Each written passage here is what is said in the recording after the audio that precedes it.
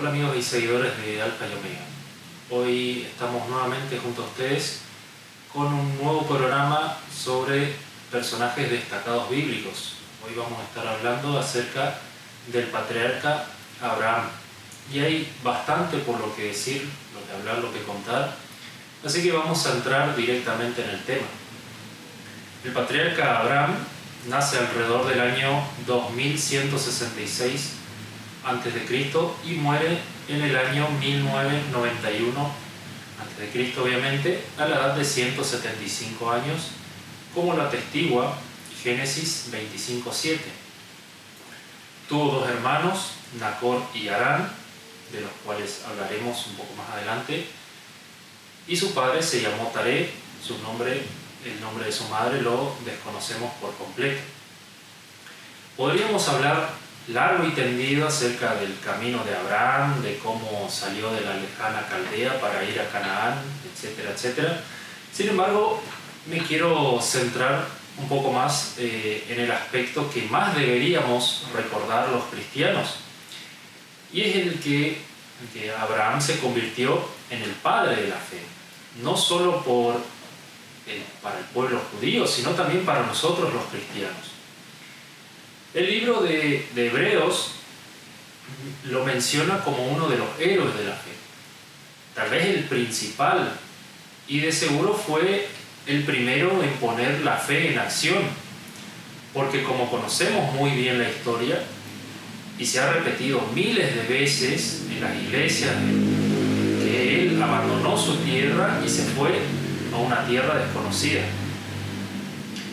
Según los arqueólogos propusieron a Al-Muqayyar, disculpen mi árabe, ¿sí?, en Irak, como la ciudad que vio nacer al patriarca Abraham.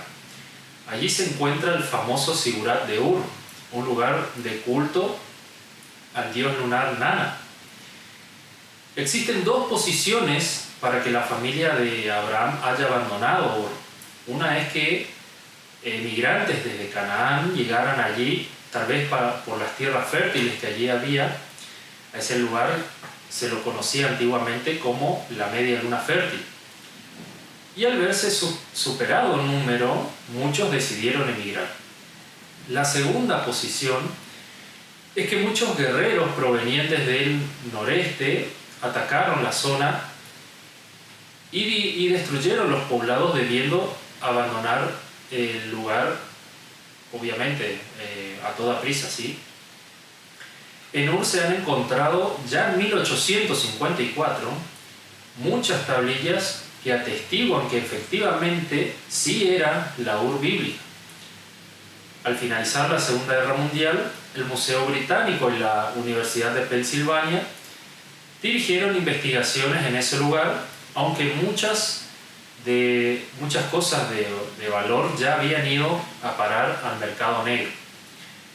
Volviendo al tiempo de Abraham, muchos años más tarde, cuando Abraham decide buscar esposa para Isaac, no envía a su criado a Ur, de donde él había nacido, sino a Nacor.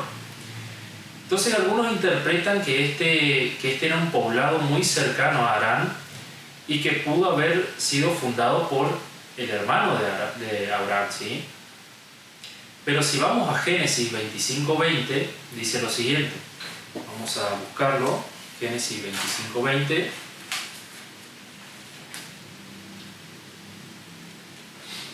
Y era Isaac de 40 años cuando tomó por mujer a Rebeca, hija de Betuel arameo de Padán Aram, hermana de Labán arameo. Si lo vemos en el mapa, como está en pantalla, vemos la zona donde estaba Padán Aram, y que él había tomado esposa a Rebeca. Isaac había tomado esposa de Rebeca, y la zona en la que vivían, ¿sí? Y un poco más adelante leemos que cuando Jacob tuvo que huir de Esaú, su madre le dice: ahora pues, hijo mío, obedece a mi voz, levántate y huye a casa de Labán mi hermano en Harán. Así que no está del todo claro por qué después todavía leemos que Jacob fue a buscar esposa en Padán Aram. Lo importante es que una vez abandonado Ur, Abraham dejó por completo, lo olvidó por completo esa ciudad y ya no buscaba con quién emparentar en Ur, sino en Harán. Los últimos versículos de Génesis 11 dicen que Taré, el padre de Abraham, ¿sí?, tomó a su familia y partió a Harán, ubicada a unos 900 kilómetros de distancia. No nos dicen qué edades tenían ellos, sino que Abraham ya tenía esposa, ya tenía como esposa a Sara, o Sarai, en ese momento. Ni cuánto tiempo vivieron allí, solo que nos dice que Taré murió a la edad de 205 años.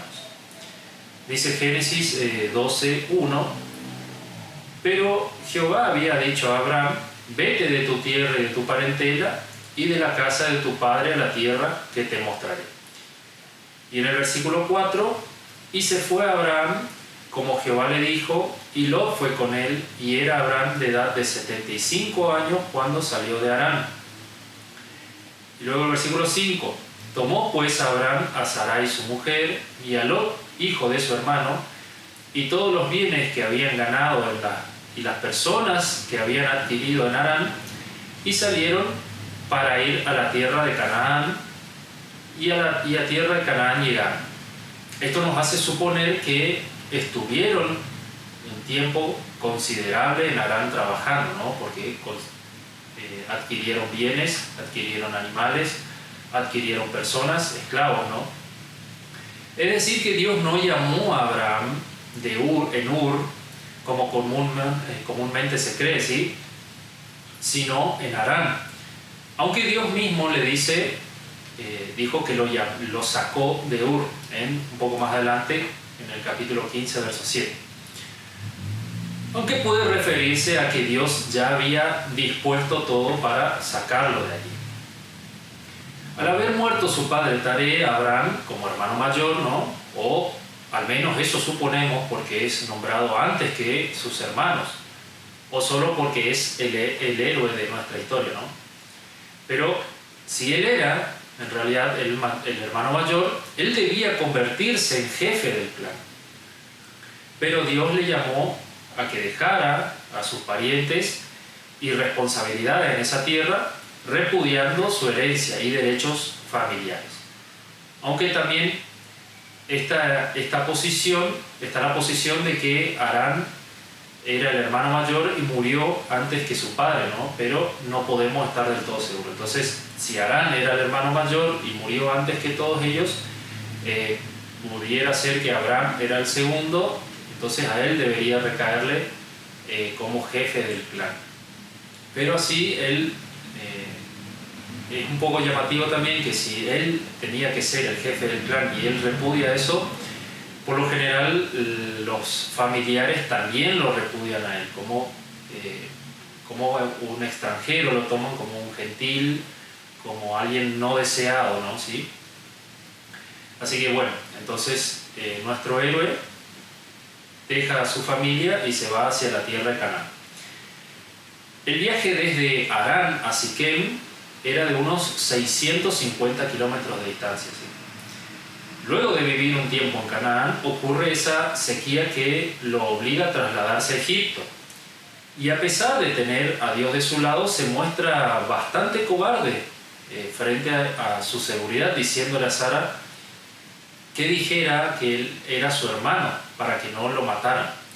Porque los hombres poderosos, como era el faraón de Egipto, podían negociar con un hermano, negociar para que esta mujer, o sea, Sara, pasara al harén del faraón, pero si era el esposo, lo podían eliminar, ¿no? Y ese era el temor de Abraham. Lo mismo pasa más adelante cuando visitan a Abimelech, el rey de Gerar, ¿no?, en Génesis 20. Nos muestra sus falencias también como hombre, queriendo hacer las cosas con sus propias fuerzas, en lugar de confiar en Dios. Muchos personajes de la Biblia son un tipo de Mesías: Abraham, Moisés, David, Salomón, Sansón, etcétera, etcétera.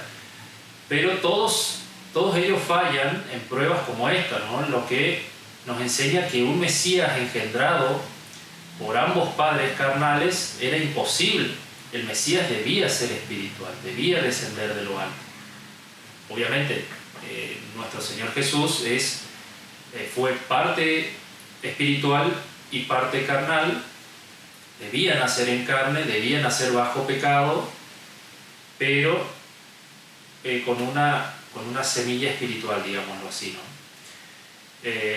Entonces, leyendo Génesis 12, versículo 16, que Abraham poseía muchas riquezas en ganado a través de las bendiciones por estar Sara en el harén de Faraón, ¿sí? Sin embargo, los especialistas nos dicen que los camellos, como lo leemos en las regiones bíblicas, no llegaron hasta mucho más tarde, en el siglo IX a.C., ¿no? Incluso si según se cree que el libro de Job es aún anterior a lo relatado acerca del patriarca Abraham, que al ser restaurado Job poseía 6.000 camellos, lo leemos hacia el final del libro de Job.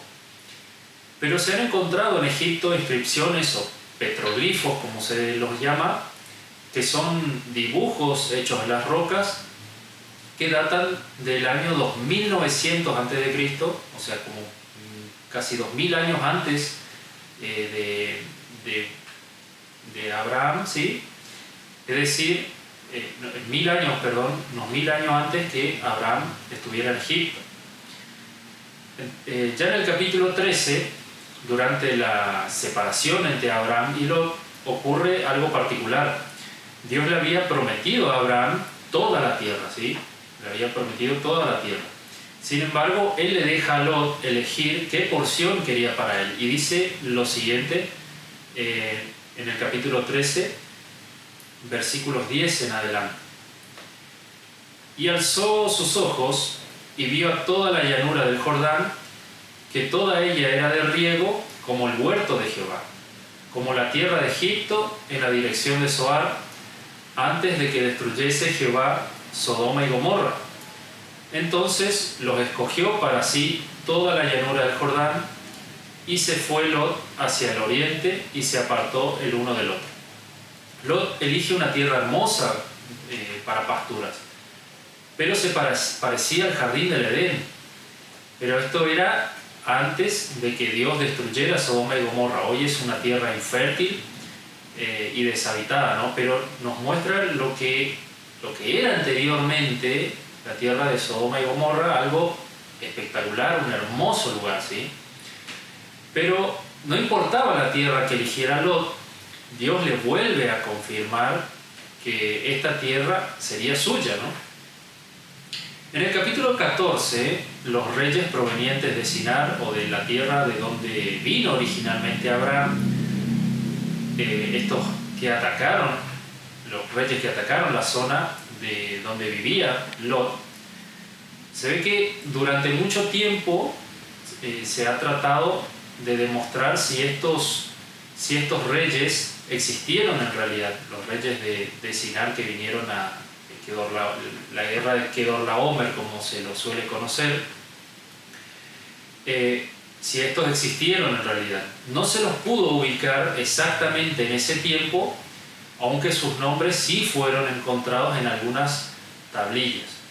Nuevamente llama la atención que si estos reyes eran súbditos de los reyes de Sinar, o sea, los reyes de Sodoma y Gomorra y esa región circundante, eran súbditos de los reyes de Sinar y no les estaban pagando sus tributos, decidieron atacar Sodoma y Gomorra, etc., ¿no?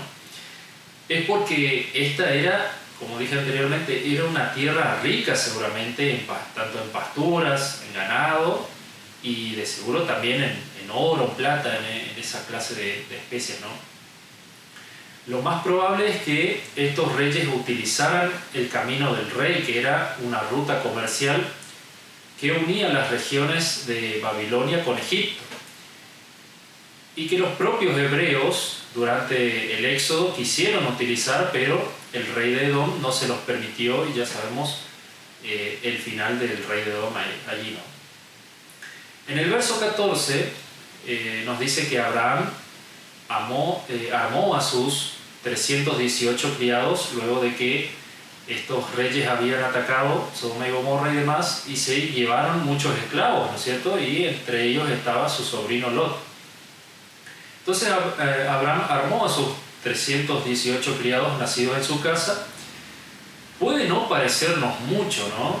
318 criados más Abraham y tal vez ese criado damaseno pudieran formar 320 personas, ¿no? Más o menos. Puede no parecernos mucho, como dije, pero recordemos que estamos más o menos en los albores de la civilización, por lo que los ejércitos mucho mayores que estos no serían una rareza, ¿no? Encontrar ejércitos de más de 300, 400 hombres, ¿no? Y nos dice que lo siguió hasta Dan, que se ubica a unos 190 kilómetros de donde estaba Abraham en Hebrón. Lo que nos dice también que el estado físico que tenía el patriarca estaba en excelentes condiciones físicas, ¿no? A pesar de contar con unos 90 años más o menos, ¿no? O 80, entre 80 y 90 años, ¿sí? Y que los ejércitos de aquella época no contaban con verdadera instrucción en el arte de la guerra. Estos son suposiciones totalmente mías, no lo aseguro. Como dije, estábamos en el año 2000 antes de Cristo, ¿no? Que para mí que sería muy raro que existieran instrucciones en el arte de la guerra, diferentes tipos de... seguramente existían arqueros, lanceros y demás, pero para mí era algo todo un poco más superar, que lo ganaran con la superioridad numérica, no tanto con estrategias. Pero de igual modo debemos decir que Dios estaba siempre con Abraham. Pudiera tener 1000 hombres, 2000 hombres, los ejércitos de los reyes de Sinar, pero Abraham con sus 300 hombres fue y recuperó a su sobrino Lot. Luego al volver tiene ese encuentro con Melquisedec, que lo dejaremos para más adelante y para hablar acerca de este sacerdote del Dios Altísimo, ¿no? Pero lo dejaremos en otro momento cuando hablemos sobre él, porque como estoy haciendo los programas en orden alfabético, quién sabe cuándo será ese programa acerca de Melquisedec, ¿no? Capítulo 15, versículo 1 nos dice lo siguiente: no temas, Abraham, yo soy tu escudo, y tu galardón será sobremanera grande. Las visiones proféticas podían presentarse de diferentes maneras y no necesariamente se convertían en oráculos para el pueblo, como las tuvo también el rey Saúl en su juventud. Dios le da una orden a Abraham: no temas. Luego le asegura protección: yo soy tu escudo. Y promete una gran recompensa, ¿no? Tu galardón será grande sobremanera. Los siguientes versículos nos muestran las verdaderas y humanas preocupaciones de Abraham. Quería tener un hijo, ¿no? No le interesaban ni las posesiones, ni la tierra, ni el ganado, etc., sino su descendencia, ¿no? La esterilidad era un tema de suma preocupación en Oriente, mucho más que hoy. Sin embargo, Dios le asegura que tendrá un hijo y que sería un hijo de su descendencia, ¿no? Con Sara, ¿sí? Y allí viene este famoso versículo que trataremos en un momento. Luego Dios le dice que traiga ciertos animales de 3 años para realizar un sacrificio, es decir, estos animales que tendrían que estar en la plenitud de su vida. Y aunque faltaban aún muchos años para que el servicio sacrificial se estableciera, Dios le pide un sacrificio para ratificar el pacto. No son muchos los sacrificios donde se especifiquen la edad que tenía que tener el animal o la ofrenda, ¿sí? Luego dice que él cayó en ese profundo sueño, ¿no? Este sueño en el que cayó Abraham es el mismo, o sea, fue el mismo al que fue inducido Adán, para que le fuera quitada esa costilla que dio origen a Eva. Es decir, se utiliza esa misma palabra, una palabra bastante rara, casi no hay muchas, no aparece muchas veces en la Biblia, así que es un sueño tipo anestésico, ¿no? Para que le fuera quitada esa costilla a Adán. Luego dice en el versículo 13, que me llamó mucho la atención, que ya en ese momento Dios le dice a Abraham que su pueblo sería inducido a esclavitud durante 400 años. Tendría que haber algún propósito allí, ¿por qué tan temprano, tantos años antes de que ocurriera, unos 600 años, si no me equivoco, o un poco más puede ser también, de que el pueblo hebreo sería oprimido, y ya Dios ya tenía ese propósito que debía ocurrir. El verso 17, esta epifanía que ve el patriarca, allí significa que Dios estaba firmando de alguna manera el pacto. El horno humeante significa la inescrutabilidad de Dios y el fuego su poder. Y volvemos en el capítulo 16, o sea, retoma nuevamente en el capítulo 16 el tema que más le preocupaba a Abraham, ese hijo que no llegaba, que no nacía, esa promesa que no se cumplía, ¿no? Y para saldar ese problema, muchos pueblos tenían leyes que si el jefe del clan, como lo era Abraham, no tenía descendiente varón, podía adoptar un esclavo nacido en su casa. Esto era preocupante para él porque significaba una transferencia de la propiedad a este esclavo nacido en su casa. Pero la pareja de patriarcas, en lugar de dejar todo en manos de Dios, como ya le había sido prometido, quisieron hacerlo por izquierda, como se dice, ¿no? Sara le ofrece su sierva egipcia, que de seguro trajo de su estadía en el harén de Faraón. Así las esclavas o concubinas podían servir de subrogantes, ¿no? Fíjense cuántos años antes, como que el vientre subrogado es algo nuevo o algo que se está probando ahora, que es algo no totalmente normal o natural para el día de hoy, sino que es una noticia. Pero fíjense cuántos años antes, hace como 4.000 años, eso ya existía, ¿no? en Oriente Medio. Y que así estas esclavas servían como subrogantes, ¿no? Cuando las esposas de primera categoría, como se las decía, no podían acceder a eso. Pero estas esposas de segunda categoría, como sería Agar, no podían acceder a dotes u otros beneficios. Eran esposas, como dije, esposas e hijos de segunda categoría. En aquellos tiempos la poligamia no estaba mal vista, aunque seguramente no era económicamente fácil, ¿no? O económicamente rentable poseer más de una esposa. La poligamia no era común, no estaba mal vista, pero tampoco era común, ¿no? Salvo cuando la primera esposa era estéril, como en este caso la matriarca Sara. El código de Hammurabi, ya en 1780, estipulaba por aquellos años el vientre subrogado. Dice la ley 146: si uno tomó una esposa de primera categoría y ella dio una esclava a su marido, y si la esclava tuvo hijos, si luego esta esclava es elevada en el aprecio del esposo, a igual categoría que la patrona, por haber tenido hijos, su patrona no la venderá, la marcará y la tendrá entre sus esclavas. Abraham tiene a Ismael a los 86 años de edad, ¿no? Con Agar, pero se le asegura que ese hijo prometido lo tendría de Sara, aún en su edad avanzada, ¿no?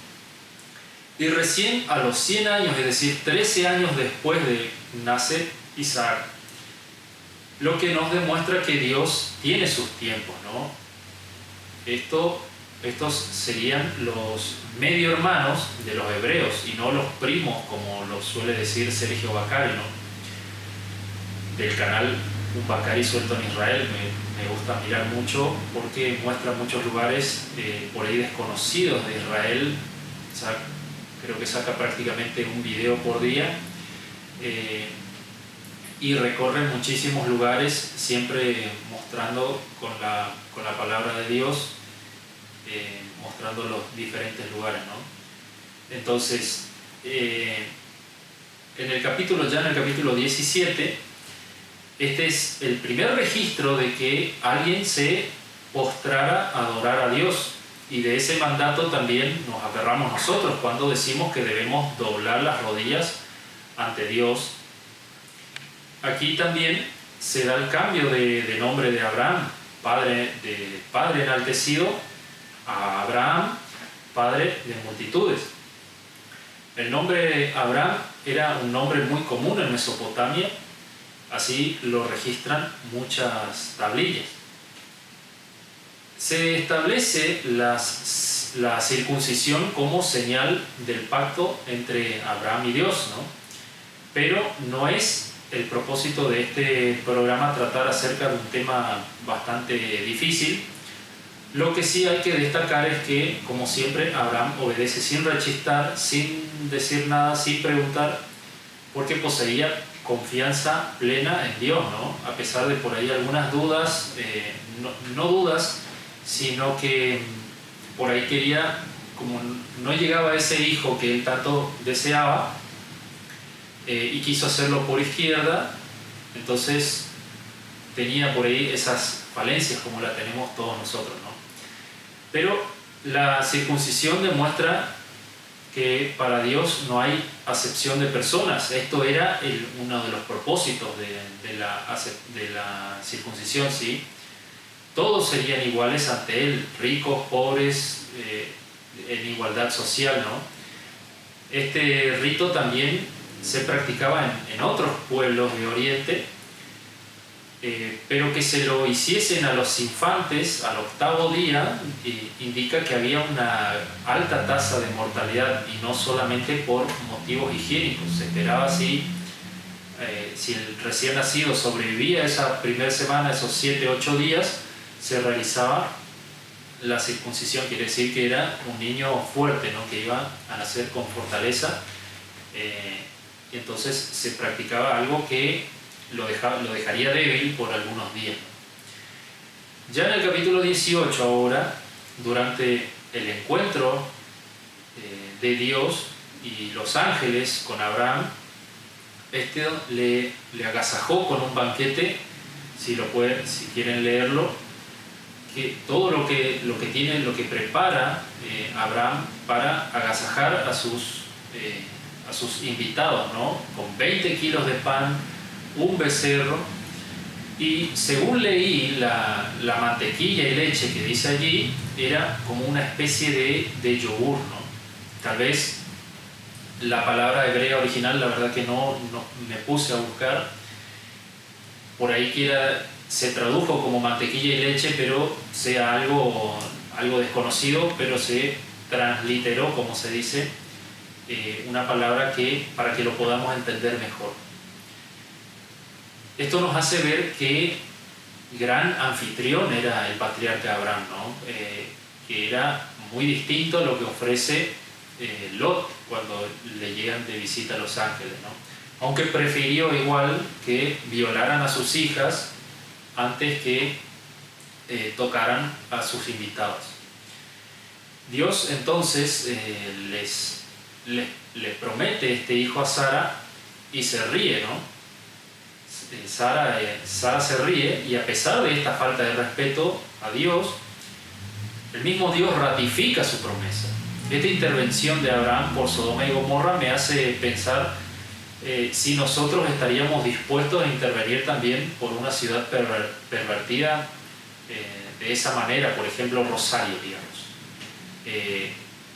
donde radica mayormente el foco de narcotráfico en nuestro país, y seguro que la enorme mayoría diría que sí, pero Abraham prefirió que si había allí 10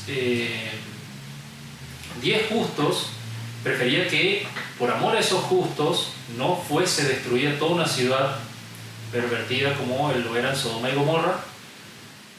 Entonces, ¿qué pensaríamos nosotros? Si hay 5 justos allí en Rosario, seguramente todos diríamos que sí, que Dios destruya nomás la ciudad de Rosario, aunque perezcan esos 5 justos, ¿no? Luego en el capítulo 19, como Abraham no participa en esta historia, sino que trata de cómo Lot escapa de allí junto con sus hijas y demás, lo dejaremos para otro momento. En el capítulo 20 ya, ¿por qué salió Abraham de Mamre?, me pregunto yo. Aparentemente la devastación o tal vez el olor a azufre que llegaba desde Sodoma y Gomorra podrían hacer que ellos dejaran allí, o también me inclino a pensar que necesitaban nuevos pastos para su ganado. Y la historia es medio parecida con su estadía en Egipto. Aquí nos dice en el verso 12 que Sara y Abraham son medio hermanos, cosa que no era rara en aquellos tiempos, el casamiento entre parientes cercanos, ¿no? Pero lo que sí llama la atención es que solo 3 meses después de que Dios le dijera a Sara habría de concebir, Abraham entrega a su mujer al rey de Gerar, ¿no? Es algo de loco lo que estaba haciendo. Y nuevamente Dios bendice su estadía en Gerar porque le dieron 12 kilos de plata, con lo que pudo pagar luego también, o parte de ella, la cueva de Macpela con ese dinero, ¿no? Aquí también es la primera vez que se nombra la palabra profeta, en el versículo 7. Aunque en el Nuevo Testamento, Judas, versículo 14, nos dice que Enoc fue profeta también, por lo que Enoc sería anterior al patriarca Abraham. El papel de la profecía en la antigüedad y en el cercano oriente estaba vinculado con la sanidad y la maldición también, como lo fueron Balaam o Moisés, como lo hicieron, ¿sí? Salvando las diferencias entre uno y otro. Luego ya en el capítulo 21 por fin llegamos a la vida de Abraham por lo que él más luchaba, ¿no? Ese hijo prometido había finalmente llegado a la edad de 100 años, ¿no? Debemos ver también el milagro de que Sara, siendo de 90 años, tuviera la fuerza necesaria para parir, pero como vemos en eso, las personas de aquellas épocas conservaban mucho vigor a pesar de ser ancianas, ¿no? Pero ella misma dijo a mujer de 90 años, habría tener deleite todavía, como que ya le había pasado la edad de concebir, ¿sí? Pero para Dios no hay imposible, ¿sí? Y pasado el tiempo, como había problemas entre Ismael e Isaac, Abraham tuvo que echar a Ismael y a Agar, ¿sí? Pero ese detalle lo trataremos en Ismael y qué fue de él, ¿sí? Pero quisiera resaltar 2 cosas aquí, que aparentemente a los hijos de las esposas secundarias no se las echaba sin darle alguna herencia, como lo hizo con sus otros hijos, ¿sí? Pero como dije, no eran partícipes de las herencias de los hijos oficiales, digámoslo de esa manera. O sea que Ismael era un hijo de segunda categoría, se le daba una herencia, una pequeña porción, una dote, digamos, y se lo mandaba fuera para que el lugar donde estaba el hijo oficial, tuviera obtuviera plenas facultades, ¿no?, de todos los derechos y las riquezas que le dejaba su padre. Pero así como tuvo también esos otros hijos que los dio dotes, ahora lo leeremos un poquito más adelante, y los envió lejos al oriente, ¿sí? Y luego la otra cosa que quería resaltar aquí es que la palabra echar que utiliza Sara es la palabra garage, no garage de donde se guarda el auto, sino que esta palabra se utiliza en el verso 10.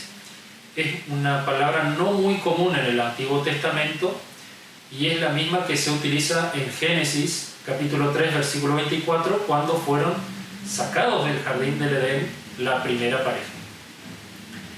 Más adelante, en el capítulo 21, cuando tiene lugar ese pacto entre Abraham y el rey de Gerar, Abimelech, ¿sí?, donde pareciera que ambos temieran ser atacados uno por el otro. Por un lado, Abimelech tal vez temiera ser o no temiera ser derrotado por un ejército de esclavos, sino que por ahí el temor de él era que hubiese pérdidas entre ambas partes, pero al mismo tiempo él reconoce que había un Dios que le estaba ayudando a Abraham y veía las bendiciones y la protección que él recibía.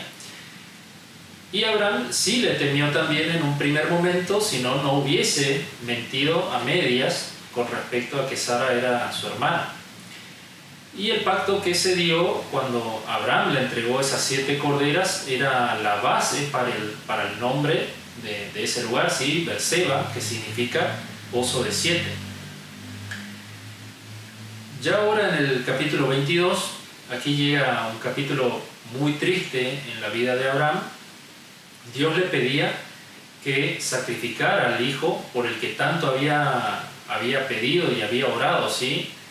Pero en ningún momento se nos muestra que el patriarca dudara de lo que Dios le estaba ordenando. Porque como dice Hebreos capítulo 11, verso 19, él tenía confianza en que Dios podía resucitar de los muertos, aunque seguramente era algo totalmente desconocido, la resurrección, pero él sí tenía esa confianza, ¿sí? Por ello creo que Abraham es el personaje de la fe por excelencia, ¿no? Y la cualidad que más destaca en su vida, no dudando en ningún momento o preguntando por qué, ¿sí? Y que Abraham no se exaltara en lo que Dios le estaba diciendo. Se debe a que el sacrificio en Oriente, el sacrificio infantil, era algo muy común, no solamente en Canaán, sino en toda Mesopotamia, que es de donde él provenía, ¿sí? Esto por lo general se hacía como medio para obtener el favor de los dioses y asegurar la continuidad de la fertilidad en la comunidad. Por lo que Abraham pudo no sorprenderle demasiado lo que Dios le estaba pidiendo. No solamente, como dije, allí en Canaán o en Mesopotamia, sino en la región de Cartago, allí al norte de África, bien al norte, de donde era Aníbal Barca, ¿no?, el cartaginés, que es uno de los personajes, creo que ya lo he dicho alguna vez en los programas aquí, que es uno de los personajes históricos, uno de los guerreros que más me fascina por su inteligencia, por su habilidad en el arte de la guerra, ¿no? Pero esto, tema aparte, ¿sí?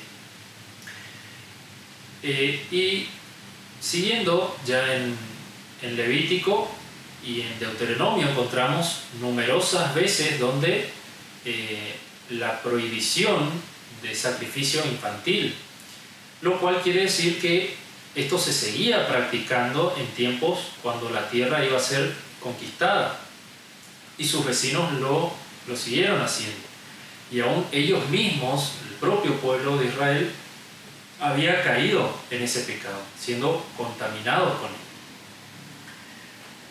Y entonces nos dice que él, saliendo muy de mañana, tomó un asno, la bestia de carga, por más resistente que había, ¿no? Y lo llevó a la montaña, a su hijo y a un par de siervos, ¿no? Y llevó los dos elementos que no podían faltar en un sacrificio, que era un cuchillo y fuego. Y le tomó 3 días llegar hasta allí, hasta la montaña. Imagínense Abraham pensando en lo que tenía que hacer, que tenía que sacrificar a su hijo allí, esos 3 días. Ahora me viene a la mente también el tiempo de preparación, que cuando el pueblo hebreo debía tomar al cordero que debían sacrificar, debían tenerlo 3 días y 3 noches en su casa. Y allí tener que alimentarlo, tener que cuidarlo, como tener cierta relación con ese animal que debía ser sacrificado, ¿no? Así también nuestro Señor Jesús, antes de ser sacrificado, estuvo 3 días siendo probado por los sacerdotes, los escribas, los fariseos, que le hacían preguntas. Entonces existe esa relación también, ¿sí? Y como nos sigue diciendo, existen ocasiones en la Biblia donde esta es muy parca, ¿no es cierto? No menciona los sentimientos de los personajes involucrados, solamente se centra en los pasos habituales del sacrificio, ¿sí? Debía acostarlo allí y debía sacrificarlo. No nos dice qué pasaba por la cabeza de Abraham, porque para alguien que esperó hasta la edad de 100 años para tener a ese hijo prometido y darlo a Dios sin rehusarlo, nos muestra esa enorme confianza también que tenía él puesta en Dios. El verso 19 de este capítulo 22 aquí nos dice que vivieron en Berseba, luego de que pasó todo eso de que no lo sacrificó, no tuvo que matar a su hijo, que vivieron en Berseba, pero no nos dice cuánto tiempo, sino nos dice que fue un tiempo, ¿no? En el capítulo 23, que es donde muere Sara, es llevada a Hebrón a unos 60 kilómetros de distancia aproximadamente por ruta, ¿sí? ¿Cuánto tiempo le tuvo que haber tomado él, viviendo en Berseba, llevar a su esposa Sara hasta Hebrón, ¿sí? 60 kilómetros le tuvo que haber tomado por lo menos 2 días seguramente, ¿no? Este capítulo, en el capítulo 23, que habla acerca de la muerte y sepultura de Sara y de cómo Abraham compró la cueva de Macpela para su sepultura, donde posteriormente serían sepultados también el mismo Abraham y los demás patriarcas, Isaac, Rebeca, Jacob y Lea. Actualmente este lugar se lo conoce como la tumba de los patriarcas en español o cueva de las tumbas dobles en hebreo, y es venerada tanto por judíos como por musulmanes, porque los musulmanes también tienen a Abraham como patriarca, como padre de Ismael, ¿sí? De donde se originaron ellos, como lo había dicho anteriormente. La tumba de los patriarcas es en realidad un gigantesco mausoleo donde pueden visitar las tumbas, aunque solo se puede ver una habitación con rejas y demás, una habitación vacía, porque los huesos están en las cuevas bajo tierra, y allí pareciera que es cualquier cosa menos un lugar de descanso, porque sí, se puede ir a visitar, pero llama la atención que los judíos se pongan a orar frente a las tumbas de estos patriarcas como si fueran santos, ¿no? Como pidiéndole, por ejemplo, a Sara, pidiéndole por un hijo, pidiéndole por la bendición, algo así, ¿no? Algo que ya sabemos que de sobra que la Biblia prohíbe, ¿no? Como orarle a un santo, digamos, ¿sí? Y también es un lugar de estudio para los judíos, así que allí hay mucho ruido, creo que se realizan, a veces hay conciertos incluso allí, así que hay mucho ruido, no es un lugar de descanso, ¿no? Abraham apela a ante los hijos de Het, diciéndole que él era forastero en esa tierra, que no poseía tierra, ¿no? Aunque Dios ya le había prometido, ¿no? Como lo dije, le había prometido toda la tierra. En el verso 7 leemos que Abraham se inclinó ante los hijos de Het. Él era un hombre poderoso y rico, pero continuamente nos muestra el nivel de humildad que poseía, ni tampoco regateó el precio de la heredad. Esto era, y es aún hoy, muy común el regatear entre los orientales, e incluso lo he visto allí en los programas de Sergio Bacari, como dije. Si vos querés comprar algo y no regateás el precio, como que te miran feo, ¿sí? Que como que es ya algo muy común, que tenés que regatearle el precio. Si vale 400, capaz hasta le sacás por 200, ¿no?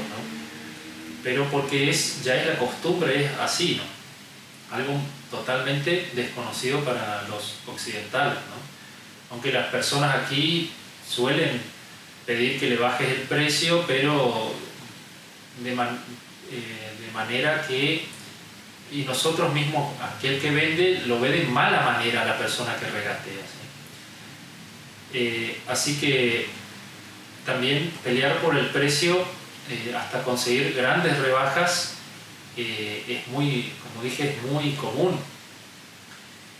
Pero también pudiera ser que no quería tener un problema con los futuros, para que su descendencia no tuviera un problema con los hijos de Het, que le pudieran reclamar a los hijos de Abraham en algún momento que se le debía algo, ¿no? Entonces valía 400 ciclos de plata, ahí están los 400 ciclos de plata, ¿no? Esto equivalía a 4,5 kilos de plata, era muchísimo dinero.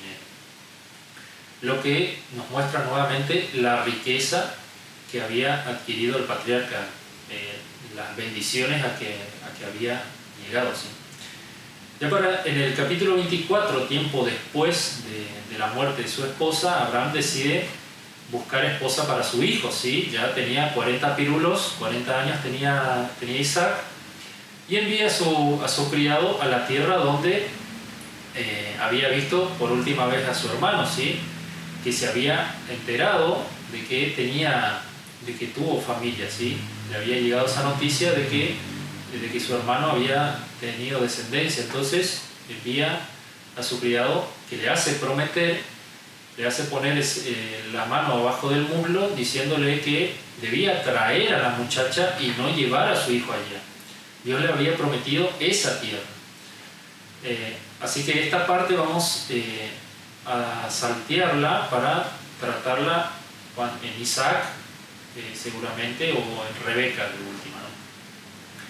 Luego en el capítulo 25 la vida de Abraham finaliza contando que llegó a una buena vejez y lleno de días, algo que lo consideramos como algo muy bueno, ¿sí?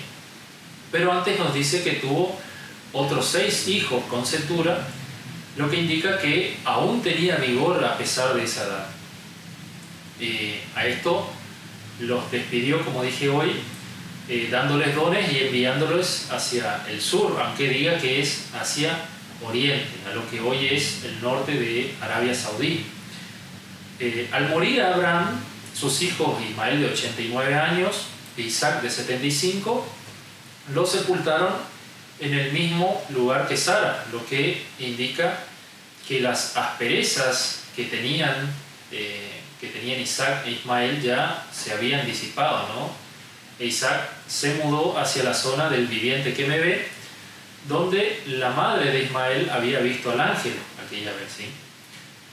Quería incluir algo también acerca de los hallazgos arqueológicos relacionados con Abraham, pero el programa ya quedó un poco largo, así que decidí mejor que no. Hace algún tiempo, el año pasado creo que fue, o el antepasado, había compartido en la página de Alfa y Omega, la página de Facebook de Alfa y Omega, 10 hallazgos arqueológicos relacionados con Abraham, así que los pueden ver allí. Ahora ya pasando al Nuevo Testamento, Jesús, al enfrentarse a los judíos, les hablaba acerca de que Abraham había esperado por él, o sea, había esperado a que llegara ese día. A lo que los judíos le dijeron: ¿eres tú acaso mayor que nuestro padre Abraham, el cual murió, y los profetas murieron? ¿Qué pues, quién te haces a ti mismo? O lo que es lo mismo, eso lo traduce la Reina Valera 1960. Si lo buscan en otras versiones, los judíos le dicen: ¿quién te crees que eres, ¿no?, para decir que vos sos mayor que nuestro patriarca Abraham? Y en el verso 58 Jesús les hablaba sobre su atemporalidad, ¿no? Él le dice: de cierto os digo, antes que Abraham fuese, yo soy. No les dice que él era antes que Abraham, sino que él es el verbo de Dios en su máxima expresión, ¿no? Les dice: antes de que Abraham era, yo soy. Luego el apóstol Pablo nombra en algunas ocasiones la fe de Abraham, y en ese caso de Génesis 15, verso 6, donde al creer le fue contado por justicia, es la primera mención de la fe, ¿no? Y es importante que la fe sea acompañada de compromiso y viceversa, ¿no? Hay que destacar también que Abraham provenía de Ur, un lugar plagado de politeísmo, con grandes sigurats, enormes templos llenos de divinidades, y él deja todo eso atrás, ese politeísmo mesopotámico, para hacerse monoteísta por fe.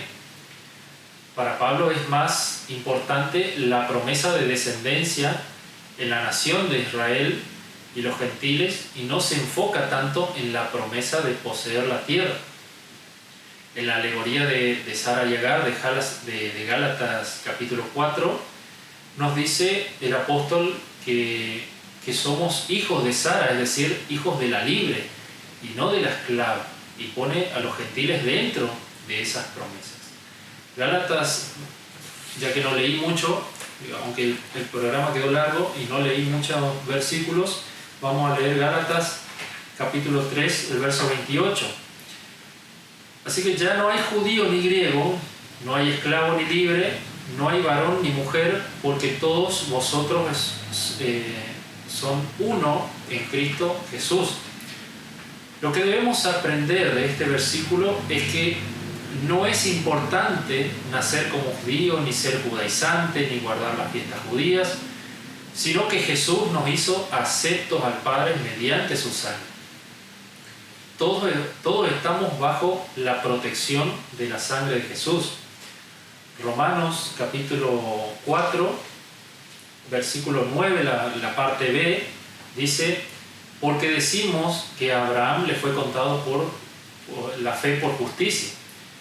La incircuncisión es para los de la fe, ¿no? Nos dice el verso 10, y la incircuncisión, es para los de la fe, y la circuncisión como sello para señal para el pueblo judío. Luego el verso 12 dice: y padre de la circuncisión para los que solamente son de la circuncisión, sino que también siguen las pisadas de la fe que tuvo nuestro padre Abraham antes de ser circuncidado, porque no por la ley fue dada a Abraham o a su descendencia la promesa de que sería heredero del mundo, sino por la justicia de la fe. Porque si los que son de la ley son los herederos, van a resultar la fe y anulada la promesa. Y esta es la promesa que persiguen los judíos: poseer la tierra por medio de la promesa hecha a Abraham, mediante que serían herederos de la tierra mediante el pacto de la circuncisión.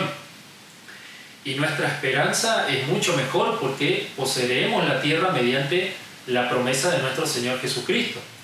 Seremos coherederos con los judíos sin tener que realizar todos los sacrificios que se nombran, que son sombras de los sacrificios, del sacrificio que hizo nuestro Señor Jesús. Luego en el verso 16, Por tanto, es por fe, para que sea por gracia, a fin de que la promesa sea firme para toda su descendencia, no solamente para la que es de la ley, sino también para lo que es de la fe de Abraham, el cual es Padre de todos nosotros. Como está escrito: te he puesto por padre de muchas gentes delante de Dios, a quien creyó, el cual da vida a los muertos y llama las cosas que no son como si fuesen.